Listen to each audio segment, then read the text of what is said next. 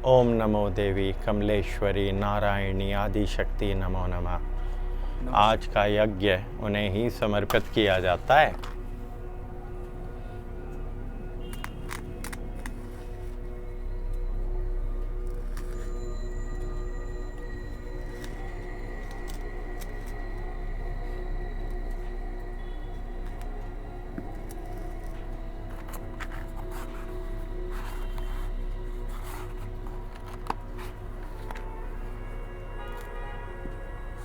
ओम नमः शिवाय नारायणी देवी नमस्तस्यै नमस्तस्यै।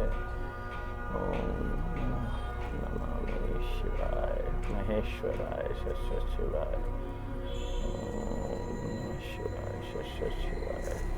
ओम नमः शिवाय शस्य शिवाय। ओम नमः शिवाय शस्य शिवाय। ओम नमः शिवाय शस्य शिवाय।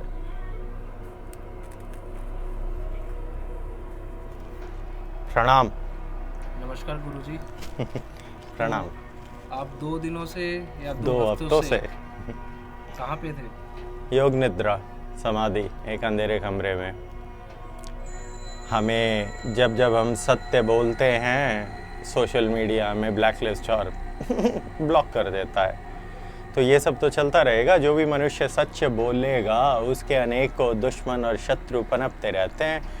तो हमें भी वैसे भी योग निद्रा की आवश्यकता थी, क्योंकि पिछले 9 महीने में जो हमने कलयुगी गीता प्रदान करी है समाज को, तो जब देव उठनी में विष्णु 9 महीने 4 महीने सो रहे हैं तो थोड़ा समय हमें भी मिला था। अब समय आ चुका है, क्योंकि अब सभी मंदिरों को वापस लेना है। सनातन बोर्ड का गठन हो रहा है, यात्राएं निकल चुकी है और संबल में भगवान कालकी के नाम से ही युद्ध का आगोश शुरू हो चुका है। क्या भविष्यवाणी थी 9 महीने पहले, क्या कहा था कि भगवान कालकी के नाम से ही युद्धाघोष होगा। संबल की हिंसा सिर्फ शुरुआत है। पूछे क्या जानना चाहते हो? बहुत समय के बाद आए हो आप हमारी शरण में। तो जो आजकल आप देख रहे हैं, जैसे बांग्लादेश में हिंदुओं के साथ इतना बुरा किया जा रहा है, ऐसा मतलब इसके पीछे का कारण क्या है? इसका एक ही मूल कारण है, वो है इस्लाम और उसकी नीच मानसिकता। जिहाद जो कहता है सभी काफिरों को मार दो तुम्हें जन्नत में हूरें मिलेगी। ये तो सोच का खेल है वत्स। जिसकी सोच ही दूषित है, जिसकी सोच ही असुरी और राक्षसी है, उसके साथ तुम संधि की सोच भी नहीं सकते। तो बांग्लादेश में जो कत्लेआम हो रहा है अभी और होगा, और ये आज से नहीं पिछले 9 महीनों से हुए जा रहा है। आप लोगों को अब पता चला है, क्योंकि आप लोगों को तो भाईचारे की इफ्तारी खानी है। भाईचारे की इफ्तारी खानी है, हिंदू मुस्लिम एकता दिखानी है। कहाँ गई है एकता? पाकिस्तान में दिखती है क्या? बांग्लादेश में दिखती है क्या? भारत में दिख रही है क्या? एक राम मंदिर लेने में तो तुम लोगों की एडी चोटियां हो गई। क्या सोच रहे हो तुम? वास्तविकता है क्या? ईश्वर करेंगे क्या? युद्ध होगा वत्स।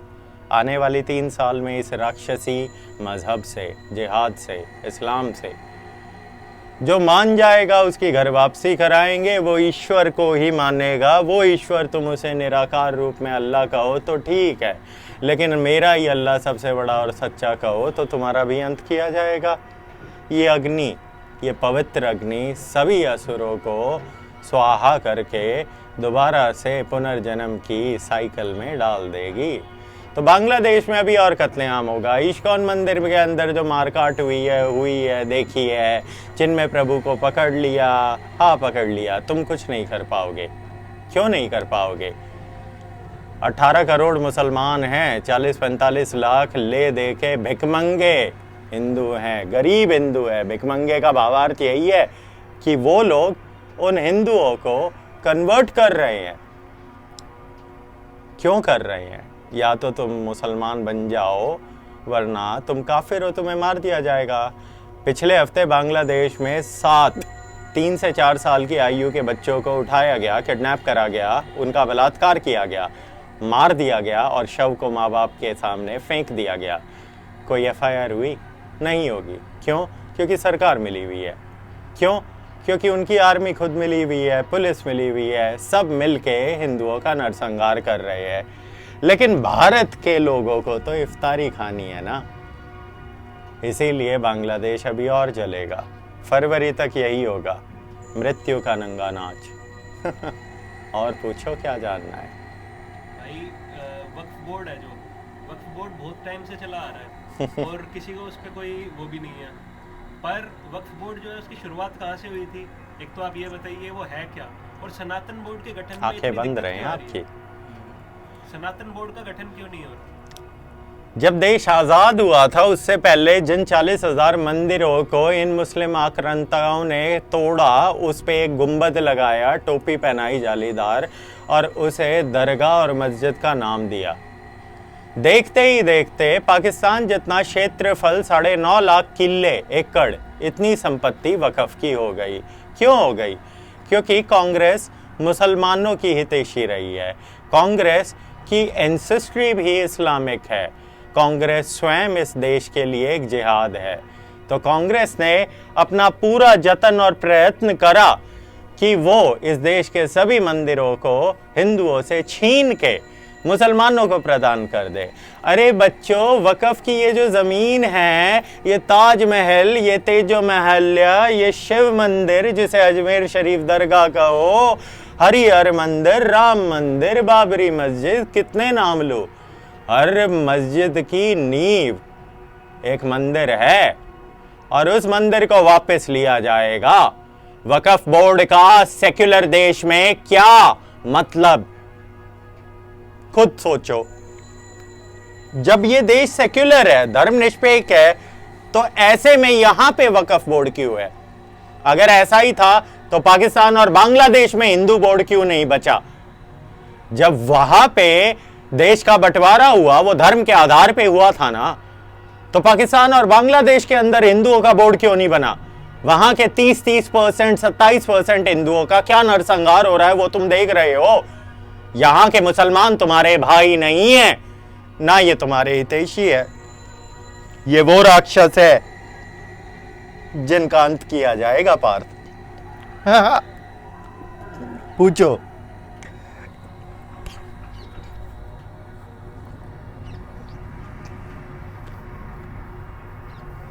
अगला सवाल। भाई जो हमारे यूथ है वो ये मानता है कि रिलीजन जो है ना, रिलीजन कुछ नहीं है और स्पिरिचुअलिटी सब कुछ है, तो फिर वो ना स्पिरिचुअलिटी का ढोंग करते हैं और कहते हैं कि रिलीजन की ज़रूरत नहीं होती। तो उसके बारे में आप क्या कहेंगे? रिलीजन है क्या वो बताओ पहले। रिलीजन वो कहते हैं कि रूल्स हैं और रूल्स जो है उनसे पर है स्पिरिचुअलिटी है, वो ऐसा कहते हैं।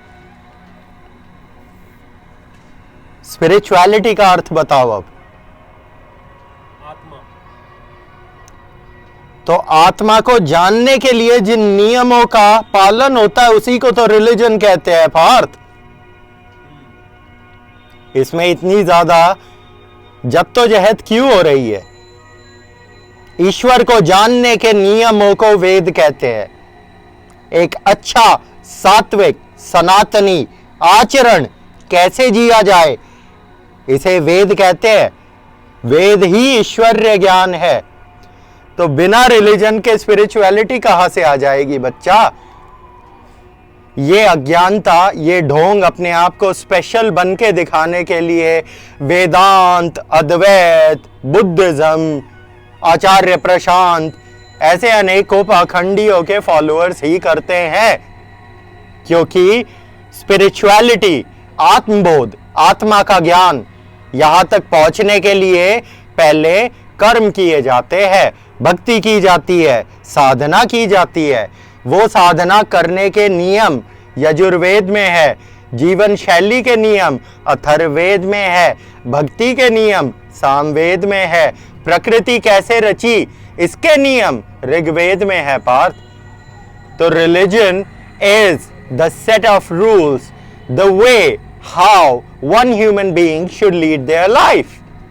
अब इतनी मुश्किल तो थी नहीं ये समझनी, लेकिन तुम लोग अपने आप को स्पेशल दिखाने के लिए कि I am a free being, I am a spiritual beast, कर लो भैया, तुम्हारा टाइम है। जेनजी वालों, भक्ति का ढोंग अच्छे से हो ही रहा है।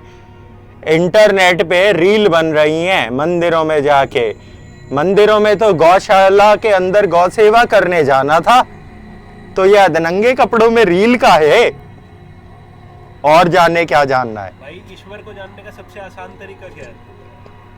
आत्मबोध, आत्मज्ञान। ईश्वर तुम्हारे भीतर है पार्थ। उस ईश्वर को देखा नहीं जाता, जाना नहीं जाता, पहचाना जाता है। तत्वमसि अयम परमात्मा नाम एकम सत्यम कृष्णम वंदे जगत गुरुम। तुम्हारे भीतर मैं हूं पार्थ, मैं ईश्वर हूं, मैं कृष्ण हूं, मैं ज्ञान हूं। और जानो, पूछे क्या जानना है? भाई जैसे आजकल एक शब्द चला था जैसे बीच में ह्यूमैनिटी करके, जिसे हम शायद इंसानियत भी कहते हैं, मानवता, करुणा। मानवता, करुणा, तो वो खत्म क्यों होती जा रही है? क्योंकि कलयुग है वत्स। क्यों? क्योंकि हर दूसरी गली में कसाई खाने खुले हुए हैं। क्यों? क्योंकि हर दूसरी गली में पानी पीने को मिले ना मिले, लेकिन शराब के सरकारी ठेके अवश्य मिलेंगे। क्यों? क्योंकि इंटरनेट पे वेश्यावृत्ति खुले में बिक रही है। क्यों? क्योंकि 1x बेट पे सट्टे खेले जा रहे हैं। लूडो, zupi.com, माइक्रो सर्कल, ये सब क्या चल रहा है? उसके पश्चात माया। जमीन के लिए भाई भाई का गला काट रहा है या नहीं? तुम्हारी करुणा मर चुकी है। करुणा विहीन समाज को मुक्त किया जाता है पार्थ, और वो मुक्ति दंड से दी जाएगी। दंड का भावार्थ है सभी अधर्मियों का वध किया जाएगा। अब आप कहोगे कि कितने मारोगे? अरे हमें मारने की आवश्यकता थोड़ी है। जितने भी मांस भोगी है वो कोलन कैंसर और हार्ट अटैक के लिए तैयार रहें। जितने भी वैश्यावृत्ति करने वाले हैं वो सेक्सुअलिटी रिलेटेड बीमारियों के लिए तैयार रहे। शराब पीने वालों का लिवर फेल हो ही जाएगा। भाई सनातन बोर्ड अभी काफी चर्चा में है, हर कोई उसके लिए लड़ रहा है, जितने भी हमारे संत महात्मा ने। लेकिन अभी क्यों जरूरत पड़ी उसकी, और लोग क्यों इतना अज्ञानियों की तरह उसका साथ नहीं दे रहे? हमने 2019 में संन्यास लिया था वत्स। हमने कहा था सत्युग का आरंभ मंदिरों से होगा। आज जो मंदिर है वो है क्या? आज के मंदिर तुम्हारी पाखंडशाला है। वहां सिर्फ पाखंड होता है। एक मूर्त और एक बहुत बड़ी दान पेटी। तुम्हारे वृंदावन के मंदिरों में लड़कियां रील बना रही है, केक काट रही है मंदिरों के अंदर। इसे भक्ति कहोगे? इसे व्यापार कहते हैं। तुम्हारे सभी मंदिर सरकार के अंडर है। उसका पैसा वक्फ बोर्ड को जाता है, हज यात्रा में जाता है, उन दलितों को जाता है जो कहते हैं हम हिंदू नहीं है। तो फिर हमारे मंदिर वापस करो। इसलिए वक्फ बोर्ड को खत्म करना है तो सनातन बोर्ड का गठन किया जाएगा। यही वास्तविक सत्य है। और पूछो। पर भाई लोग कह रहे हैं, जो यंग जनरेशन है वो कह रही है कि इसकी जरूरत ही नहीं है, उनको दिखाई नहीं दे रहा है इसकी जरूरत क्यों है। सनातन का रक्षण कैसे होगा? मंदिर, उसमें गौशाला, अनाथ आश्रम, वृद्धाश्रम, अखाड़ा, आयुर्वेदालय, गुरुकुल और एक गर्भगृह। क्या ऐसे मंदिर है इस देश में? एक भी नहीं है। तो तुम्हारे मंदिर अधूरे हैं वत्स। उन मंदिरों को पूर्ण करने का समय है। जब वो मंदिर पूर्ण हो जाएंगे तब सत्युग आरंभ होगा। और तुम्हारे जेनजी से हमें कुछ लेना देना नहीं है। वो अपना लिंग कटवाए, अपने आप को शीमेल बताए, सिस वुमेन बताए, ट्रांस खेल करके दिखाए, योगी मोदी की कब्र खोदने की बातें करके दिखाए।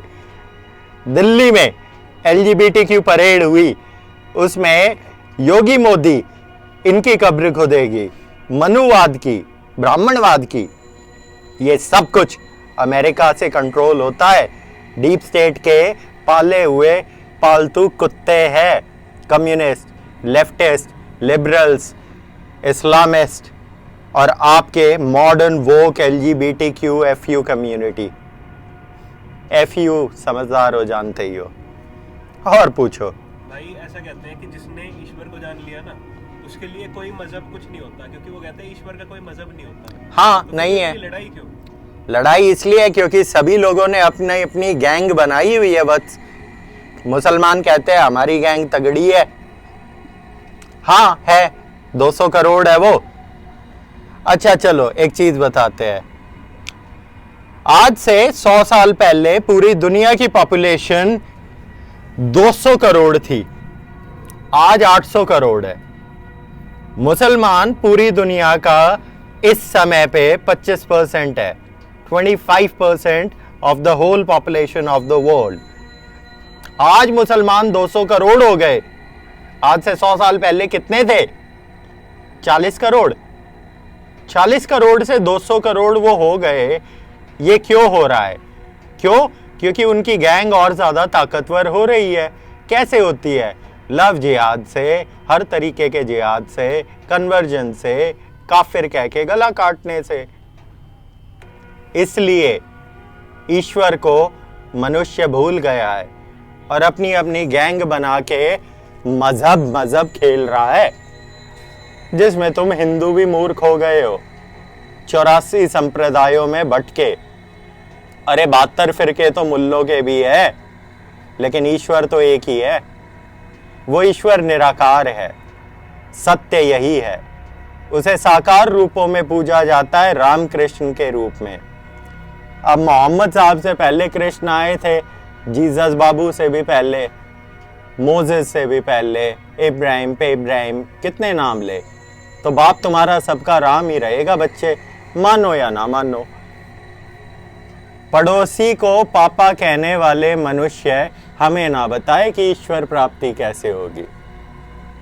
सरकाज़म पूछो। ये बताओ कि आजकल जैसे देखा गया अमेरिका है जो, वो एकदम से वेपन जो है सप्लाई करने लगा, न्यूक्लियर की बात कर रहा है, यूक्रेन को सप्लाई करने की। कुछ नहीं करेगा। ये एग्रेसिव स्टांस कैसे आया? इकॉनमी जो डाउनफॉल शॉर्ट होनी है डॉलर की, उसे सस्टेन करने के लिए डोनाल्ड ट्रंप यूक्रेन की फंडिंग रोकेगा, वॉर्स रुकेंगे। इजराइल हमास का वॉर रुक गया है, cease fire is going on. जब हथियार ही नहीं चलेंगे तो अमेरिका पैसे कैसे कमाएगा वत्स? इस पूरे संसार के युद्ध कुछ मुट्ठी भर लोगों के द्वारा कराए गए हैं आज तक, और आगे भी होंगे। इसीलिए आखिरी के 2 महीने हैं डीप स्टेट के। बाइडेन एडमिनिस्ट्रेशन मरने से पहले फड़फड़ा रहा है। दिया जब बुझता है पार्थ तो फड़फड़ाता है, ये वही समय है। इसलिए अडानी पे एलिगेशंस लगाए गए हैं भाई, उसका क्या मीनिंग है? इंडिया के लिए क्या इम्प्लीकेशन है उसका? जब जब भारत की डेवलपमेंट और ग्रोथ ज्यादा तेजी से होती है तो डीप स्टेट हमारी ग्रोथ को सप्रेस करने के लिए झूठी रिपोर्ट्स पब्लिश करता है, फिर वो हाइडेनबर्ग हो या अभी के केसेस। 2 दिन में $30 बिलियन का नुकसान हुआ है अदानी को। कितना हुआ? गिनती आती है, 8,000 करोड़ का 1 बिलियन है, कर लो कैलकुलेट। अदानी की सारी संपत्ति का 25% स्वाहा हो गया पार्थ। जब शॉर्ट्स होंगे स्टॉक, तो उन स्टॉक्स को यही नीच अधर्मी लोग, कांग्रेसी, liberals, leftist, George Soros, American foundations, वो खरीद लेंगी। और बाद में जब वो वापस से ऊपर आएगा स्टॉक, तो ये लोग अरबों खरबों कमाते हैं। लेकिन भारत की अर्थव्यवस्था वो खंडित होती है। वो 30 बिलियन का नुकसान अदानी का नहीं, भारत का हुआ है। और 30 बिलियन फंड करने के लिए, सिस्टम में डालने के लिए एक दिवाली लगती है पार्थ, एक सावा लगता है, एक मुहूर्त लगता है। उस मुहूर्त के महीने में देवउठनी पे ईश्वर, उसके नाम पे जो विवाह होंगे, उसका सारा पैसा जो इकॉनमी को बूस्ट कर रहा था, वो सारा अग्नि में स्वाहा हो गया। यही हाइडेनबर्ग रिपोर्ट के समय पे हुआ था और यही अब हुआ है। और इसमें पैसे कमाते हैं आपके विपक्षी, और आप सब हो मूर्ख। अगला सवाल पूछे। भाई ये बताए संन्यास का असली मतलब क्या होता है? लोग कहते हैं बुद्ध ने संन्यास ग्रहण किया, इसने किया, उसने किया। असली में संन्यास का क्या मतलब है और उसकी क्या परिभाषा? वैराग्य, वैराग्य, सभी इच्छाओं से मुक्ति, इसे कहते हैं वास्तविक संन्यास। पार्थ, बुद्ध ने कभी संन्यास लिया ही नहीं। बुद्ध ने अपनी नपुंसकता का प्रदर्शन किया, अपने राज्य, अपनी बीवी, अपने बच्चे, अपने माँ बाप, इनका त्याग करके जंगल चला गया। अब ऐसे को ईश्वर कहूं या राम को कहूं? खुद सोचो।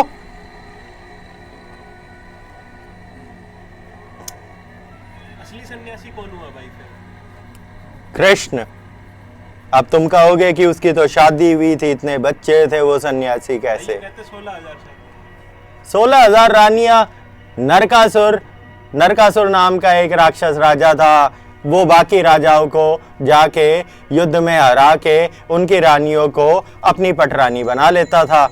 तो जब कृष्ण ने नरकासुर का वध करा तो उसके पश्चात वो 16,000 बोली कि हम सती हो जाएंगी, अब समाज हमें अपनाएगा नहीं। तो कृष्ण ने अपनी योग माया से 16,000 महल बनवाए, उनमें अपनी शक्ति ऊर्जा के 16,000 कृष्ण उत्पन्न करे, जो अलग अलग रूपों के थे, अलग अलग शरीर के थे, बनावट के थे, उन रानियों की इच्छाओं के अनुसार। और उनसे उन कृष्ण की मैनिफेस्टेशन या डुप्लीकेट कहो, उन्होंने विवाह किया। कृष्ण ने उनसे संभोग नहीं किया। रे तुम्हें संस्कृत आती नहीं, मुसलमानों की हवाबाजी जाती नहीं। भाई अगर कृष्ण जी की बात हुई है यहाँ पे, तो फिर कुछ लोग ना बहुत गलत समझते हैं रासलीला को। जो गोपियां थी उनको नहीं समझते क्या आइडेंटिटी थी उनकी और वो क्या करते थे गोपियों के साथ। तो फिर आप इसके ऊपर बताइए। पिछले जन्म में जो सारे ऋषि मुनि ईश्वर को प्राप्त करना चाहते थे, वो सब गोपियों के रूप में जन्म लेते हैं वत्स। और ये हर युग में होता आया है, आगे भी होगा।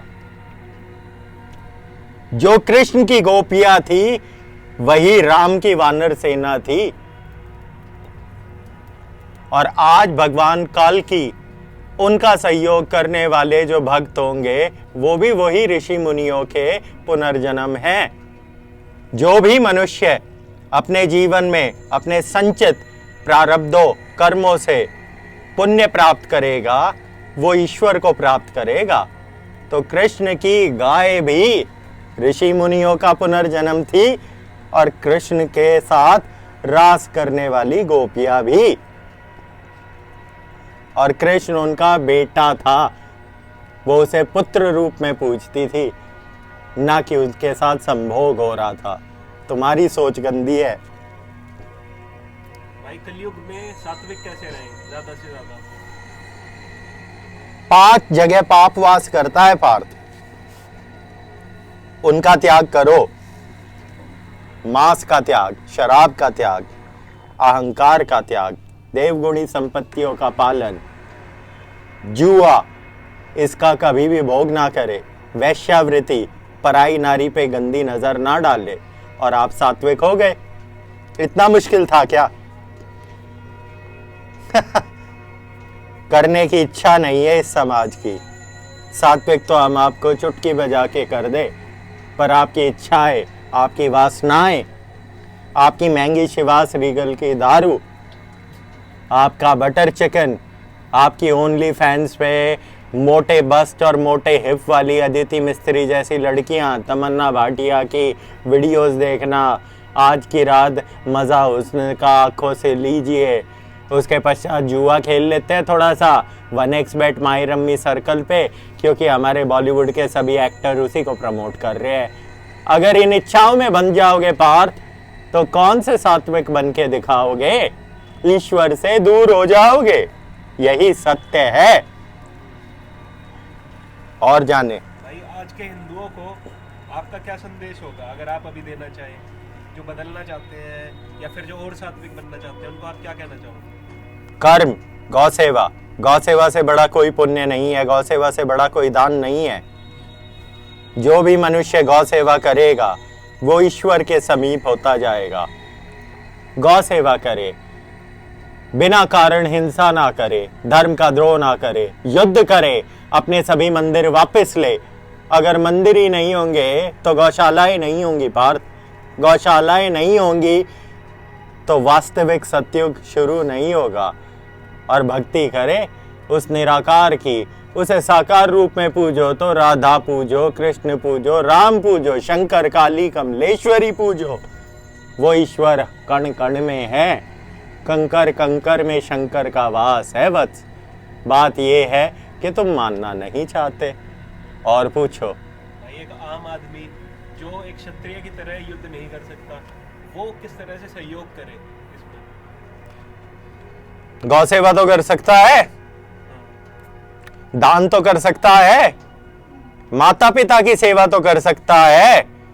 और समय आने पे जो मनुष्य अपने माता पिता, अपनी गौ माता, अपनी बच्चियां, अपनी अर्धांगिनी, अपने परिवार के लिए युद्ध ना करे तो वो मनुष्य किस नाम का मनुष्य है? वत्स, तुम्हारे भीतर ही ब्राह्मण वास करता है, तुम्हारे भीतर ही क्षत्रिय है, तुम्हारे भीतर ही वैश्य है और तुम ही शूद्र हो। कोई वर्ण बांटता नहीं, कोई जात सनातन की नहीं, ईश्वर की जात नहीं होती। वास्तविक सत्य ये है। तो अपने शक्ति और सामर्थ्य के अनुसार जितना ज्यादा आप सात्विक बनेंगे उतना ही ज्यादा आपका भविष्य कल्याणकारी होगा वत्स। भाई अब सर्दी आ गई जैसे, तो फिर आप सूर्य का महत्व जो है वो समझाएं लोगों को, और किस तरह से हमें। सर्दी आ गई, ये सर्दी आज तक की सबसे ठंडी होने वाली है। गर्मी में डेली 200 लोग मरते थे, सर्दी उससे प्रचंड पाप करेगी। सर्दी ऐसी सर्दी होगी जो चारों तरफ इन्फेक्शन फैलाएगी, बीमारियां फैलेगी, bacteria, viruses, Covid, monkey pox, Omicron, influenza, और फिर आप मर जाओगे। आपको बचना है तो सूर्य नारायण का प्रसाद ग्रहण करे। सूर्य से विटामिन डी प्राप्त होता है। वो विटामिन डी, उसके बिना इंसुलिन सक्रिय नहीं होती। बिना विटामिन डी आप नपुंसक हो, टेस्टोस्टेरोन नहीं बनता। बिना विटामिन डी आपकी इम्यूनिटी मर जाती है और आप भी मर जाते हो, क्योंकि जिस क्षण इम्यूनिटी खत्म हुई, निष्क्रिय हुई, आपकी भी मृत्यु हो जाएगी। और जाने, बस भाई आखिरी में आप पूछे क्या जानना चाहते हैं? मैं ये जानना चाह रहा था कि जैसे हिंदुओं में एकता इतना कुछ होने के बाद भी अगर नहीं आ रही है तो फिर वो कब आएगी? मत आए, उससे हमें क्या लेना देना। मत आए, हमें एकता चाहिए ईश्वर के साथ, योग की, आत्मा और परमात्मा के मिलन की। तुम अपने कर्म का पालन करो, तुम अपने धर्म का पालन करो, तुम कर्म करो धर्म अनुसार, समाज की चिंता छोड़ दो मेरे यार। तुम तो बटे हुए हो, दलित कहेंगे हम हिंदू नहीं है, ब्राह्मण है उनमें भी कुछ खुजली है, राजपूत है वो अपनी अलग मरोड़ में है, गुज्जर कहेंगे पृथ्वीराज हमारा, फिर राजपूत कहेंगे हमारा, फिर जाट आ जाएंगे, फिर तुम एक दूसरे से लड़के मर जाओगे और इस देश पे गजवाए हिंद पूरा हो जाएगा और ये इस्लामिक राष्ट्र बन जाएगा 2047 तक। बटे रहो तुम, लेकिन ध्यान रखना तुम्हारी घर की स्त्रियों का भी बाजार में बलात्कार होगा। ध्यान रखना तुम्हारे छोटे छोटे बच्चों का भी नरसंहार होगा। ध्यान रखना तुम्हारे वृद्ध माँ बाप का भी हत्या करने के लिए जिहादी आएंगे। तब क्या करोगे? ऐसे ही बटे रहोगे क्या? अब ये हम तुम पे छोड़ देते हैं। और पूछे।